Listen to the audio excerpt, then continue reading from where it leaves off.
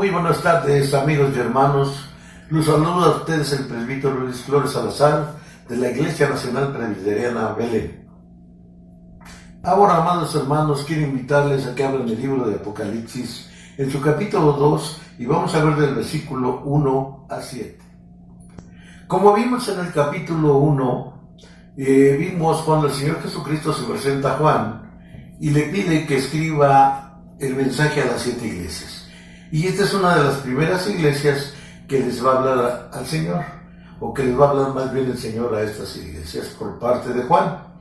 Y vemos aquí que vamos a hablar en este día en especial de la iglesia de Éfeso, pero antes de eso podemos hacer una introducción empezando a mencionar el significado típico de las 7 iglesias. Se cree que estas cartas de las 7 iglesias son representativas de las 7 etapas de la historia, o sea, que estas 7 iglesias están representando a todas las iglesias desde el siglo I hasta el siglo XX, o hasta que venga el Señor.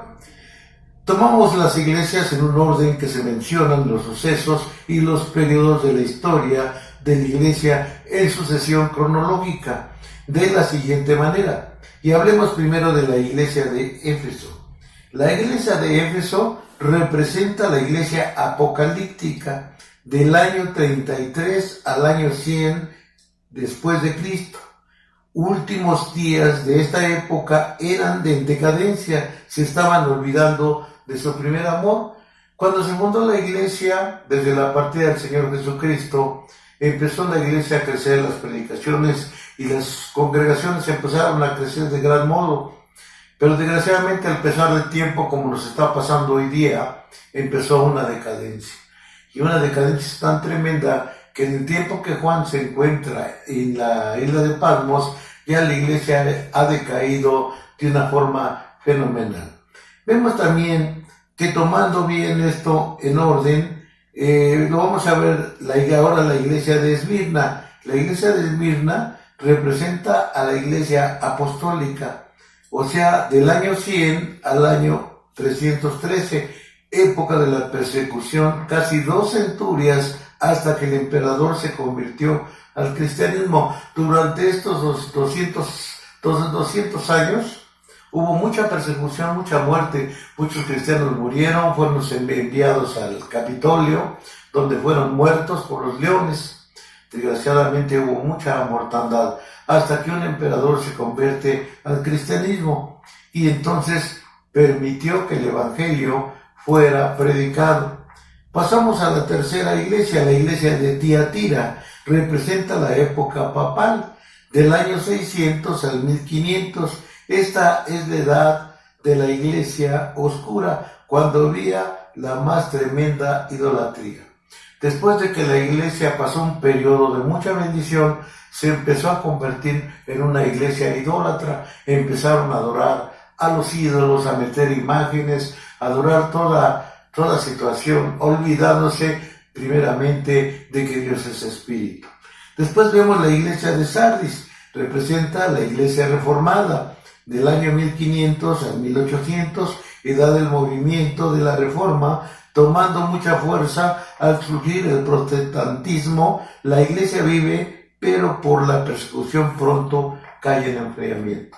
Sabemos que por Martín Lutero y todos los grandes reformadores, como Juan Hus, como Juan Knox, como Wycliffe y como tantos ellos que predicaron la palabra, hicieron que la iglesia creciera. Pero la época de gloria, la época más del crecimiento del protestante en toda Europa, fue gracias a Martín Lutero. Martín Lutero hizo las traducciones del Antiguo y Nuevo Testamento, haciendo un perfecto alemán. Y ahora el idioma es considerado uno de los más perfectos gracias a este gran teólogo y escritor Martín Lutero. Y por eso vino un gran crecimiento, pero después por un tal hombre llamado Ignacio de Loyola, fue el que hizo la contrarreforma y hizo que la iglesia fuera perseguida y cayó en un enfriamiento.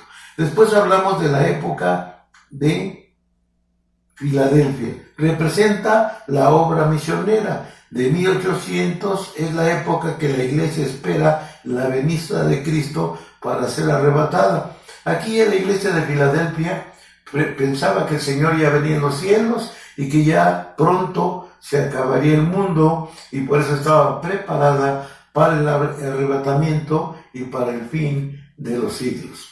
Vemos después la iglesia de la Odisea. Representa la iglesia de los últimos días, en medio de la iglesia que será arrebatada, y esta es una iglesia tibia de poco aceite. Esta iglesia es la iglesia de nuestros días. Ahora vemos que la iglesia se ha vuelto tibia. Hay unos movimientos que resurgen, se levantan con mucho poder, con mucha fuerza, pero al pasar el tiempo empiezan a decaer. Empieza la gente pues a volver otra vez a las cosas del mundo, a olvidarse de lo que es válido, de lo que es verdadero, y es de la palabra de Dios, y se vuelve una iglesia religiosa, una iglesia tibia, que va a la iglesia, pero no tiene una verdadera entrega a Jesucristo.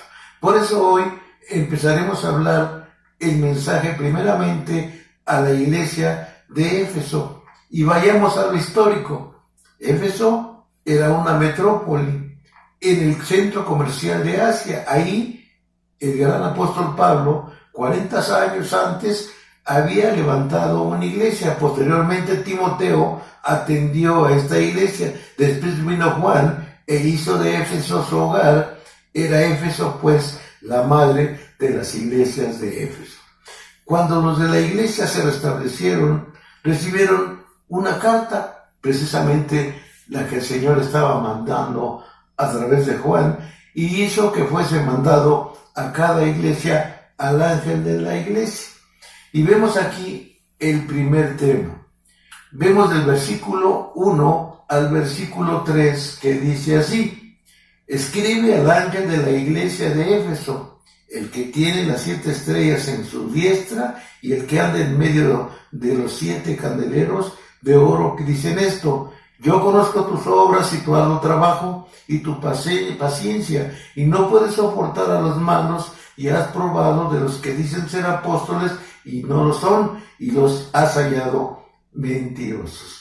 Precisamente aquí nos está demostrando que la iglesia tiene el control de todo, pero nosotros los humanos, los pastores, los miembros de la iglesia, pues a veces decimos: ¿qué pasa en la iglesia? ¿Por qué pasan estas cosas? Pero es que Dios tiene un plan divino y Dios permite ciertas situaciones.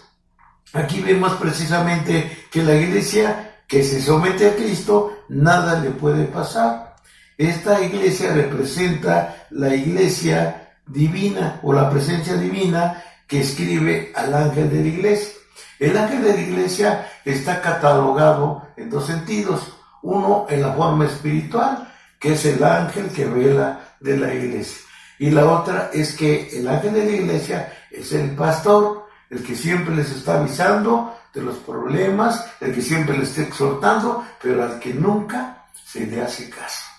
Al que al principio algunos le hacían caso, ahora ya casi nadie hace caso del mensaje de las iglesias. Y es importante que en este tiempo nosotros le hagamos caso a lo que nos está diciendo el Señor. Pues vemos que cada día se está acercando el fin de los tiempos.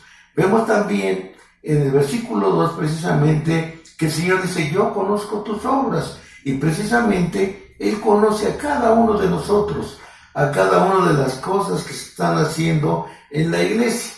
Pero termina también con una promesa, y dice aquí: y que no puedes soportar a los malos, ya has probado a los que dicen no ser apóstoles, y que dicen apóstoles y no lo son. Y eso es verdaderamente el trabajo del pastor de una iglesia y de los ancianos. El trabajo de un pastor de una iglesia y de los ancianos es velar porque la iglesia permanezca libre o limpia, que no permanezca llena de cizaña. También tenemos que tener cuidado. El Señor dijo, cuando le fueron a avisar: Señor, ha crecido cizaña en tu campo. Y el Señor dijo: ten cuidado, porque no siendo que arrancando la cizaña, arranques también el trigo. Y por eso los pastores a veces tenemos que ser consecuentes y tener mucha inteligencia al ver de qué manera podemos hacer que estas personas salgan de ahí. Aquí el Señor Jesucristo les estaba llamando la atención, porque Él veía que se habían metido muchas filosofías de Aristóteles, de otros grandes hombres, pero que no eran cristianos, y querían fusionarlo con la iglesia, volviéndose una iglesia que pues en parte era cristiana y en parte era filosófica. Aquí vemos también otra cosa, el carácter de Cristo en la iglesia es severa, amorosa, según el caso, y nos lo está diciendo aquí, precisamente en el versículo 3. Has sufrido y has tenido paciencia, has trabajado arduamente por amor a mi nombre y no has desmayado. Aquí tenemos una palabra de consuelo, de ánimo. Muchas veces nosotros los pastores sufrimos mucho. La iglesia no se da cuenta, pero el pastor siempre está batallando porque la iglesia no quiere ir a la iglesia. Y ahora, como están diciendo, quédate en casa, quédate en casa. Nosotros estamos diciendo, ven a la iglesia conmigo, ven a la iglesia, ven a adorar al Señor. No hay sitio más hermoso en el mundo que la casa del dueño de amor. Y vemos que es tan importante entonces que nosotros hagamos caso, y sobre todo en este tiempo. Estamos sufriendo, hermanos, quisiéramos regresar a la iglesia. ¿Qué planes tiene usted para regresar a la iglesia? ¿Piensa volver otra vez a lo mismo?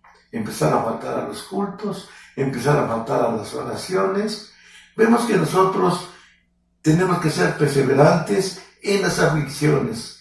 Tenemos también, cuando en medio de nosotros se dice que viene o que el Señor anda en medio de la iglesia, y esto se refiere a su Espíritu Santo. Su Espíritu Santo anda en medio de la iglesia. El Espíritu se entristece cuando la iglesia se aleja, cuando la iglesia no va, cuando la iglesia peca, cuando la iglesia no quiere hacer lo que el Señor dice.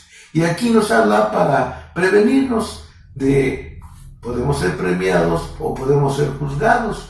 Aquí en las mentes de aquel predicador llamado Juan, nos da a entender aquel día del juicio que somos como soldados de Cristo. Esto quiere decir, y es una realidad, ¿qué cosa es un soldado? Un soldado del ejército tiene que obedecer a su general, sobre todo a su capitán, y tiene que obedecerlo. Pero ¿qué pasa si no obedece? Si no obedece, pues va a ser castigado, le van a ser quitados los galardones y va a ser quizás llamado a un consejo de guerra, a una especie de juicio. Pero si el soldado obedece, será premiado, le serían puestos los galardones. Así la iglesia de Cristo. Si la iglesia de Cristo cumple, va a ser premiada, va a ser bendecida y va a ser llevada a las mansiones celestiales. Hay una ilustración esta que acabamos de ver del ejército, y así como esta ilustración, nosotros debemos de ser, porque somos el ejército de Cristo. Acuérdese que el Señor nos ha llamado como soldados a formar parte de esas filas. Vimos lo segundo, Jesucristo dirige a su iglesia. Versículo 4 al 5. Y aquí viene una especie de reclamación, de reprensión. Dice, pero tengo contra ti que has dejado tu primer amor. Recuerda, por lo tanto, de dónde has caído, arrepiéntete, haz las primeras obras, pues si no, yo vendré pronto a ti y quitaré tu candelero de su lugar, si no te hubieras arrepentido. Tenemos la oportunidad, hermanos, ahora más que nunca, tenemos una gran oportunidad de arrepentirnos de todos los errores que hemos cometido al no ser unos fieles cristianos. Aquí la reprensión divina nos habla de abandonar a nuestro primer amor. Cuando nosotros nos convertimos al Señor, cuando lo recibimos como único y suficiente Salvador, andábamos como eufóricos, llenos de alegría, le queríamos predicar a otro, a toda la familia, a una gente de la calle. Pero ¿qué ha pasado a través del tiempo? Ha surgido una apatía, un enfriamiento, y la gente ya no quiere predicar de Cristo. Ya le da pena, se ha vuelto una persona apática, ya ha perdido su primer amor. ya no siente ese amor por Jesucristo, ese amor que nosotros no debemos de cambiar. Se supone que cuando nosotros recibimos a Jesucristo como nuestro Salvador, pues hemos nacido de nuevo. Y si hemos nacido de nuevo, ya no somos como antes. No podemos estar con un pie aquí y un pie en la iglesia, un pie en los ídolos y un pie adorando al Señor. Eso no le agrada al Señor. Aquí está la exhortación, más bien la exhortación, a arrepentirse. Quitaré tu candelero. Dios se dirige a la iglesia, pero aún Él se recuerda que la ciudad donde está precisamente la iglesia de Éfeso se ha convertido a la más grande idolatría. De por sí ya la había, pero al llegar a esta iglesia de Éfeso, a esta ciudad, se había vuelto cristiana, pero ahora la iglesia había disminuido. El Señor advierte a los que van en la dirección errada. Aparentemente van con Cristo, pero de repente los afanes de la vida empiezan a apartarlo del camino del Señor. Entonces aquí la advertencia de la contaminación, sobre todo doctrinal. El Señor nos dice que hemos guardado la sana doctrina, pero vemos que muchos se han apartado de la sana doctrina. Vemos por eso que los predicadores alegres, o por decir así, de otra forma, que no son presbiterianos o que no tienen no son conservadores, no llevan una sana doctrina, no llevan un conocimiento doctrinal, cometen muchos errores, cometen muchas herejías. ¿Por qué? Porque no conocen la sana doctrina. Nosotros, como cristianos reformados, tratamos siempre de no cometer estos errores. A veces se nos van algunas palabras, a veces nos equivocamos, pero no por falta de conocimiento, sino porque a veces todo hombre se equivoca al hablar ante una cámara. Y quiero decirles también esto, es importante guardar nosotros la sana doctrina. ¿Por qué? Porque en aquel tiempo la gente adoraba también al César. Tenían un culto imperial y un culto espiritual. En los días, en las mañanas, iban al templo de Diana de los Efesios a adorar a la Diana de los Efesios, pero también al emperador. Y iban a la iglesia, pero ya nada más así como por cumplir. Entonces estaban apartando del camino del Señor. Sin embargo, vemos que siempre hay gente fiel. Y yo quiero recordar a dos personajes muy importantes que nos habla la historia eclesiástica. Y esta historia es la historia de Perpetua y Felicidad. Felicidad era una sirvienta que trabajaba con una mujer noble que era esposa de un cónsul del Imperio Romano. Y ella iba y se reunía escondidas, porque estaba prohibida la religión, se reunía con algunos cristianos para precisamente oír de la palabra de Dios. Y siempre que iba se llenaba, se gozaba. Ella estaba esperando, porque tenía a su esposo, y también, pero él estaba en su casa y él trabajaba con ella, y estaba esperando a un bebé. Tendría aproximadamente unos 5 meses de embarazo, pero aún así ahí iba a escuchar. Y empezó a hablarle del Evangelio a Perpetua. Perpetua, esta ama muy distinguida, una persona muy bien educada, muy bien preparada, y empezó a hablarle de Cristo, y le empezó a mostrar lo que le decía, y siempre le invitaba, hasta que un día ella aceptó. Le dice, bueno, vamos a escuchar a tu predicador, a ver qué cosa dice de ese hombre llamado Cristo. Y así fueron a escuchar la predicación. Bueno, fue tal el impacto que causó en Perpetua, que se convirtió, ese día recibió a Jesucristo como su único y suficiente Salvador. Y ella juró ante Dios, ante los hombres, que ella jamás volvería a creer en los ídolos ni en el emperador. Regresó a su casa y así constantemente iban a los cultos, hasta que un día, desgraciadamente, llegaron los soldados romanos y ahora sí que los tomaron por sorpresa cuando estaban en el culto. Como es lógico, los llevaron todos a las mazmorras y los detuvieron.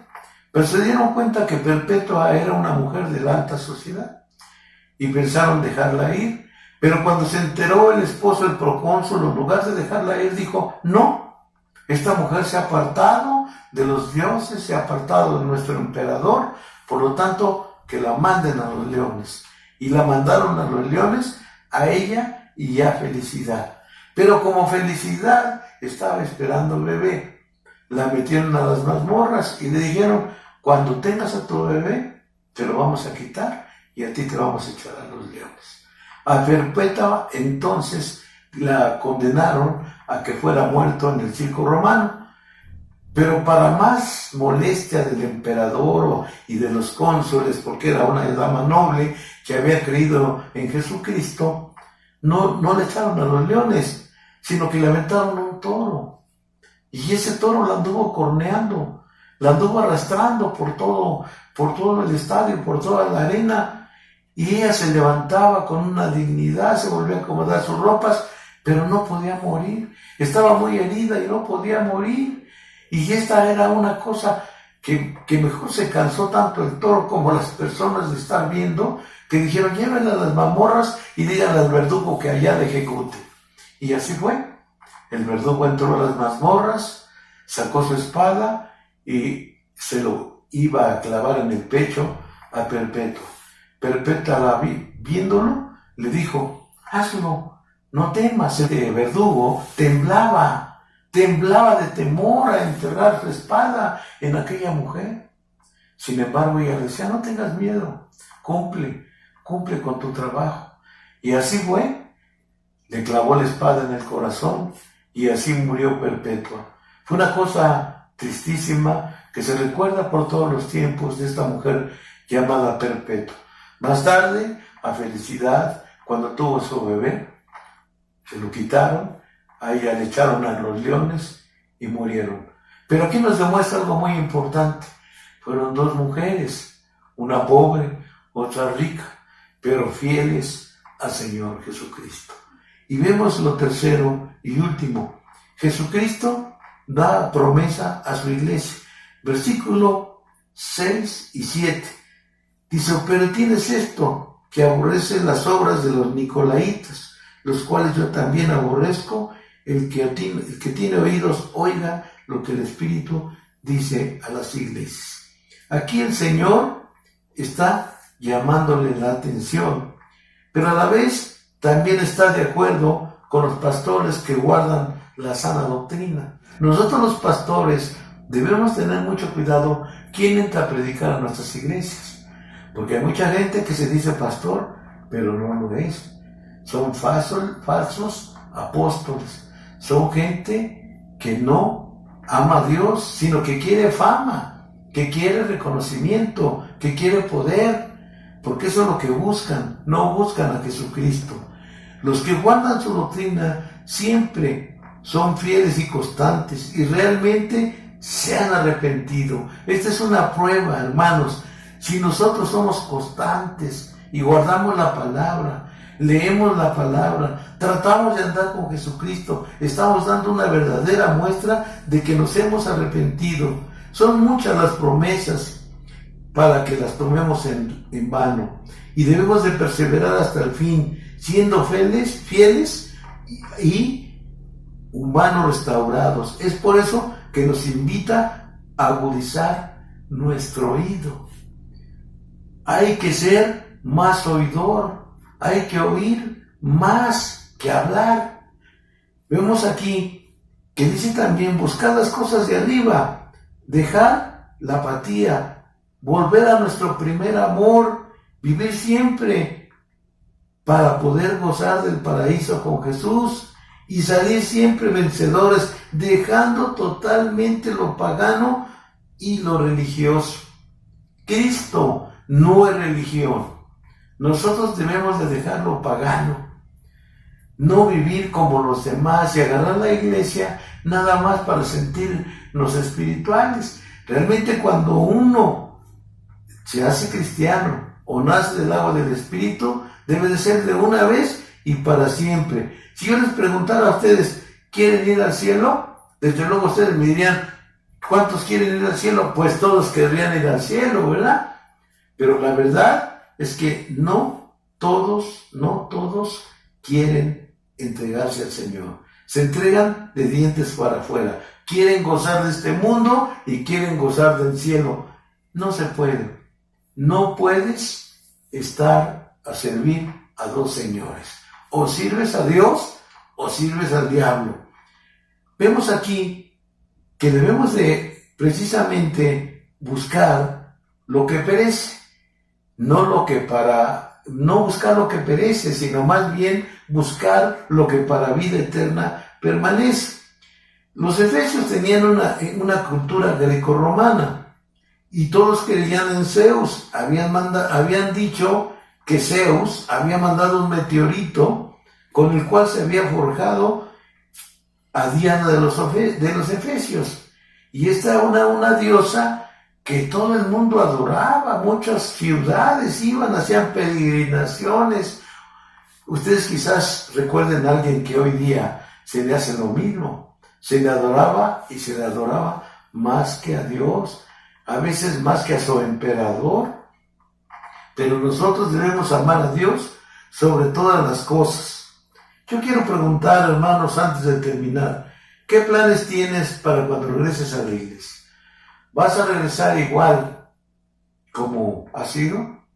¿O vas a regresar como un verdadero cristiano? Dios no necesita a nadie. Nosotros necesitamos de Él. Él nos amó primero. Nosotros no le buscamos. Él nos buscó a nosotros. Él vino hasta nosotros.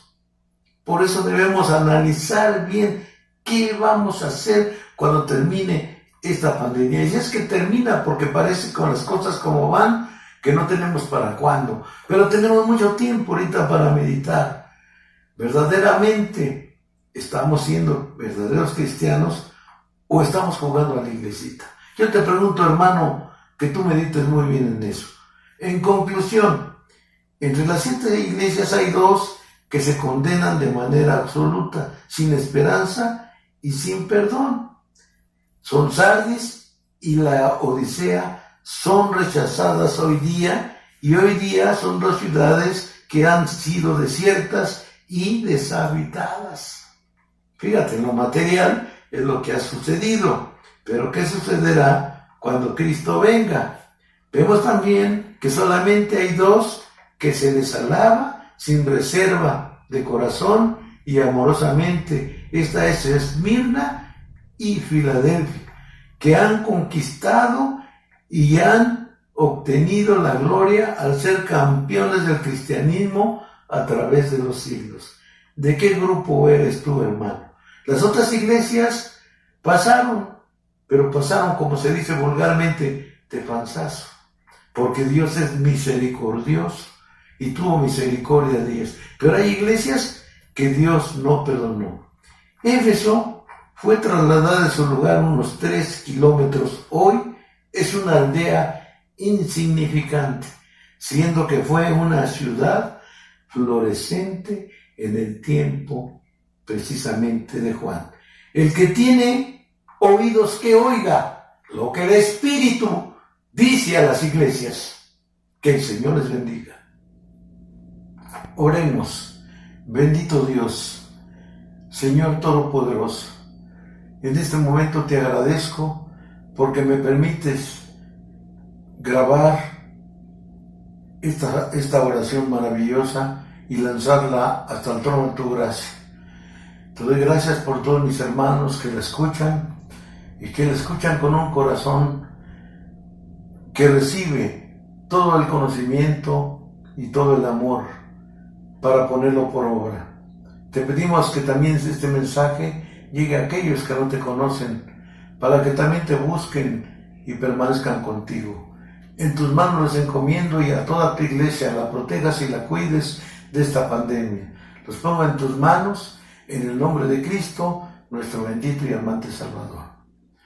Y ahora, mis queridos hermanos, que la gracia de nuestro Señor y Salvador Jesucristo, el amor de Dios el Padre y la comunión de su Santo y Divino Espíritu sea sobre todos ustedes, sobre vuestros hijos, sobre todo el pueblo de Dios desde hoy y para siempre. Amén.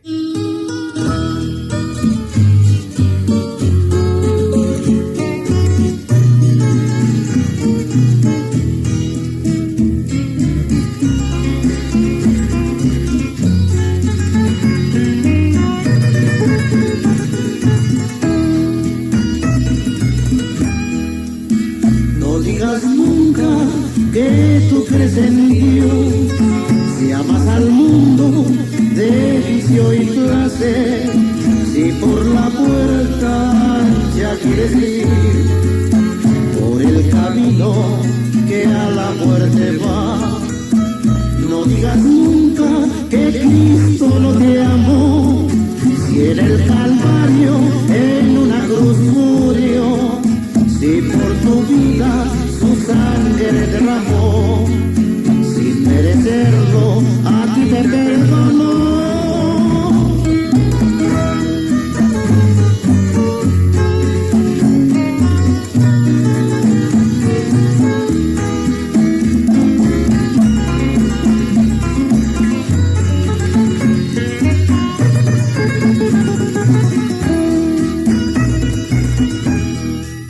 No digas nunca que Él te abandonó, pues Él de ti jamás se separó. En los momentos de tribulación, Él a tu lado siempre caminó.